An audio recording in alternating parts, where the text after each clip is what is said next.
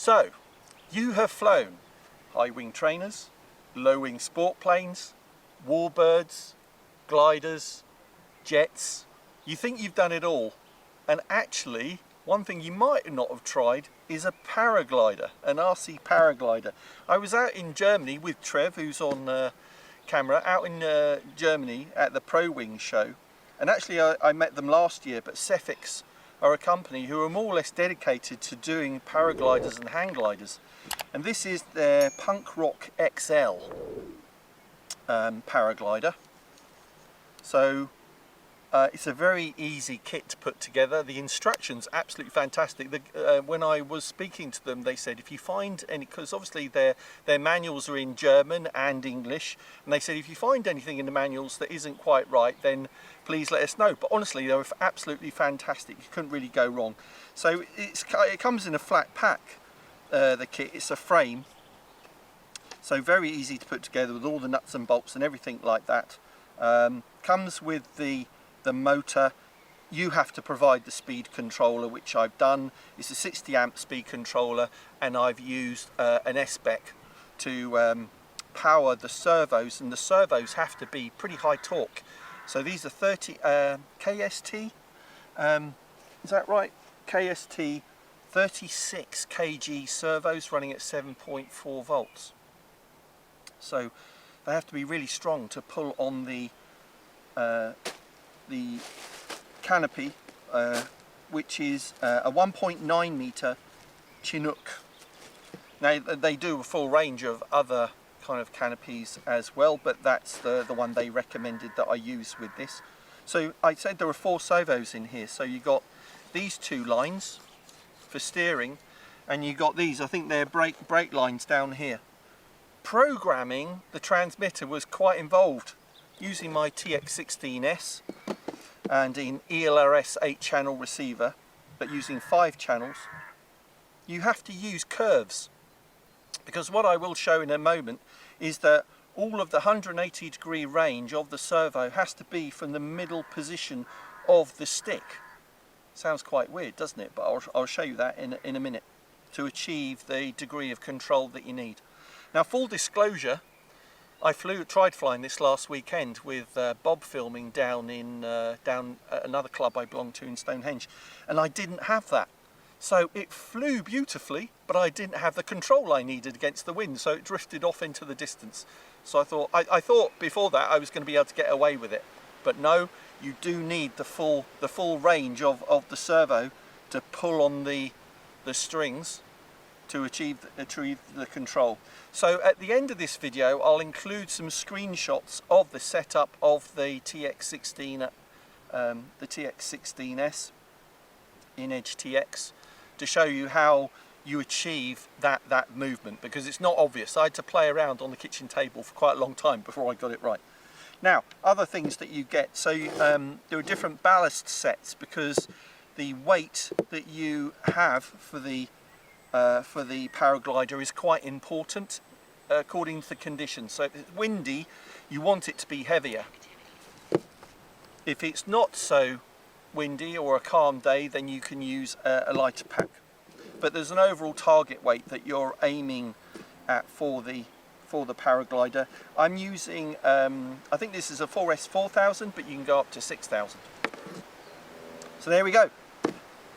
I think that's it. All we're going to do is plug it in and try launching it, which is a knack in itself, but if we're into wind it should go up quite easily. And steering it and powering it, you have to be quite careful. This is not the type of thing where you can just full power, because then you'd end up doing a loop or even a half loop and it falling and collapsing on the canopy, which would be a disaster. You have to be very thoughtful on how you control it. But anyway, let's plug it in, let's get it in the air, let's see how it flies. Okay, so we're all ready to go. Look at it. Looks brilliant, doesn't it?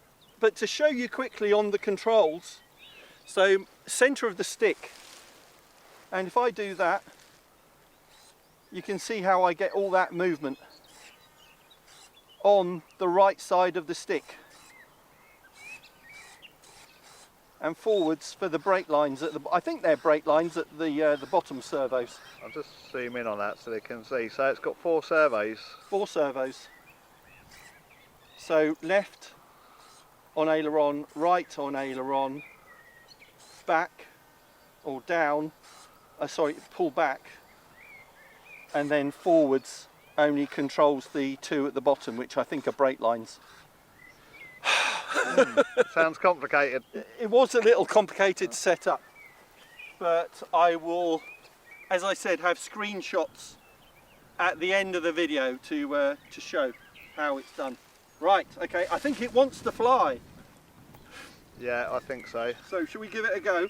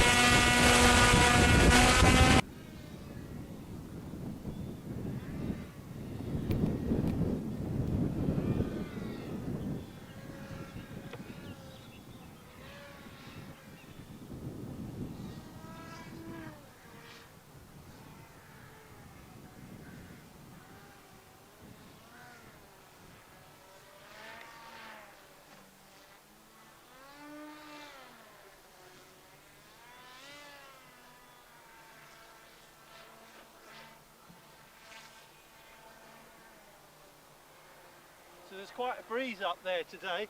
Yeah, you can see it affecting. I'm barely using any throttle, and into wind. Turn. So it looks amazing. It's a beautiful thing in the sky, I think. Yeah.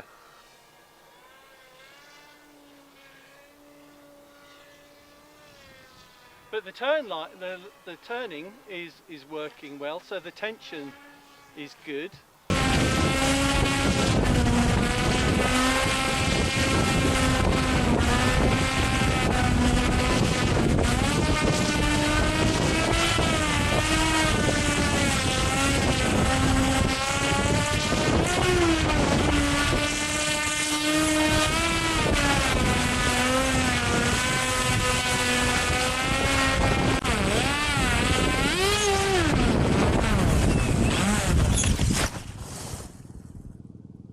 Well, it flew. Yeah. Do you know what? For a novice paraglider pilot, and I didn't use the brakes there either, so maybe I'm going to have to send this video to Cefics and ask their advice on how to fly it as well, because the complication of steering is one thing, but then when do you use the brake lines? Should I be using those to drop and gain speed and gain momentum? Because I was against the wind, and making sure I was into wind, it's about 15 miles an hour, but it was still going backwards. Does that make sense? Yeah. So I think successful for a maiden flight, but obviously a lot to learn. I tell you what, they made it look so easy at the show, didn't they, in Germany? Well, yeah, they looked amazing, didn't they, flying around? They did. But what I love is the challenge of RC stuff, where you don't get it right at the start and you have to learn the skill, learn the setup and everything. It'd be boring if everything was easy straight out of the box. So if you want a paraglider challenge, an RC paraglider challenge, safe and standing on the ground, because I am terrified of heights, would never go up in a paraglider or a hang glider myself, but this is the next best thing. So the link for this to Cefics is on the pinned comment and in the description. Please look them up. But thanks to Trev for filming. We'll be back soon on Essential RC. Bye everybody. Yeah! Got it. And cut.